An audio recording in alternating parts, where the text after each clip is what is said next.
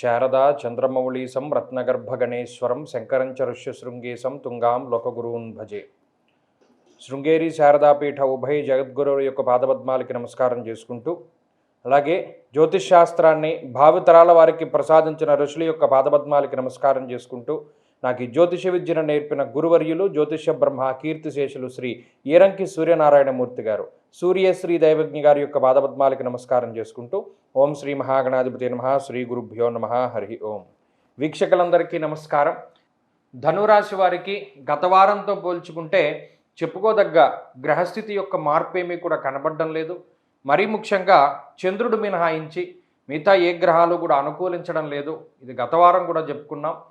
ఎందుకంటే అటు రాహు బలం లేదు, అర్ధాష్టమ శని ఉన్నారు, అష్టమంలో పడ్డాయి గ్రహాలన్నీ. దీనివల్ల ఏమవుతుంది? దుర్దోష శత్రు సంవాదో గమనం వ్యధ చౌరాగ్ని నృపభీతిశ్చ గాత్ర గాంభీర్య నాశనం. అంటే నిజానికి వీటి అర్థాలు చెప్తే చాలా భయంకరంగా ఉంటుంది, ఇతను భయపెడుతున్నాడని అనుకుంటారు. కానీ ఇక్కడ మనం దృష్టిలో పెట్టుకోవాల్సింది ఏంటి అంటే, చుట్టూ శత్రువుల యొక్క వలయం, ఆ శత్రు వలయం చుట్టూ దుర్భేద్యమైనటువంటి కీకారణ్యం.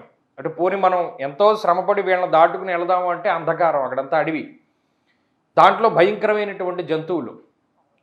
ఇదిలా ఉంది పరిస్థితి. ధనురాశి వారి చుట్టూ వలయాలన్నీ కూడా వీరిని ఇబ్బంది పెట్టేటువంటివే ఇప్పుడు ప్రజెంట్ ఉన్నటువంటి గ్రహస్థితిలో. ఏం మాట్లాడినా పక్కవాడికి తప్పుగానే కనబడుతూ ఉంటుంది. అప్పటి వరకు మీతో స్నేహంగా ఉంటారు, మీతో అవసరం తీరిపోగానే బయటికి వెళ్ళిపోతారు. కానీ మీ మనస్తత్వం అలా ఉండదు. వాడు మంచివాడరా, ఎప్పటికీ మంచివాడుగానే ఉంటాడు నాతోటి, నా మనసులో అలాగే ఉంటుంది, వాడు నన్ను మోసం చేసినా నాకు వాడి మీద కోపం లేదు అనేటువంటి భావంలోనే వీళ్ళు ఉంటారు. అంటే ఇంకా మనసు అదో రకంగా అయిపోతుంది అనమాట. అలాగే పక్కవాడు చెప్పాడు అబద్ధం అని తెలుసు, పక్కవాడు మిమ్మల్ని మోసం చేస్తున్నాడని తెలుసు, అన్నీ తెలిసినా మీరు వాళ్ళ దృక్పథంలోకి వాళ్ళ ధోరణిలోకి వెళుతూ ఉంటారు. దీనివల్లే మీకు మీ కుటుంబ సభ్యులకి తగువులు వస్తాయి. వాడు మోసం చేస్తాడు, వాడు డబ్బులు ఇవ్వడం తెలిసినా నువ్వు వాడికి డబ్బులు ఎందుకు ఇచ్చావని అడుగుతారు. దాని మీ దగ్గర సమాధానం ఉండదు. ఇది గొప్ప చిక్కుముళ్ళలా ఉంటుంది. ఇలాగే పెట్టుబడి పెట్టకూడదని తెలుసు, కానీ పెట్టుబడి పెడతారు. కానీ మళ్ళీ ఏమనుకుంటారు, అరే మనం వద్దనుకున్నాం కదా, మళ్ళీ ఎందుకు పెట్టాము, ఈ రకమైనటువంటి ఆలోచనలే వస్తాయి.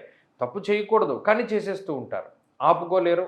లేదా అది మరి ఏదో ముఖంలో ఉండి దానివల్ల తప్పు జరుగుతూ ఉంటుంది. ఈ రకమైన వాతావరణమే ఉంటుంది. పశ్చాత్తాపడడం, తప్పు చేయడం, పశ్చాత్తాపడడం, తప్పు చేయడం, ఇది ఒక అలవాటుగా మారిపోతుంది.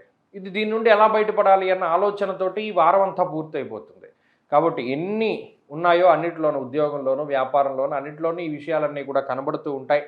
ప్రత్యేకించి ఈ రాశి వారు ఆంజనేయ ఆరాధన చేయండి. తత్ఫలితంగా ఎక్కువగా ఈ రాశి వారికి మంచి జరుగుతుంది. ఈ వారంలో కలిసి వచ్చేటువంటి రోజు ఆదివారంగా చెప్పవచ్చును.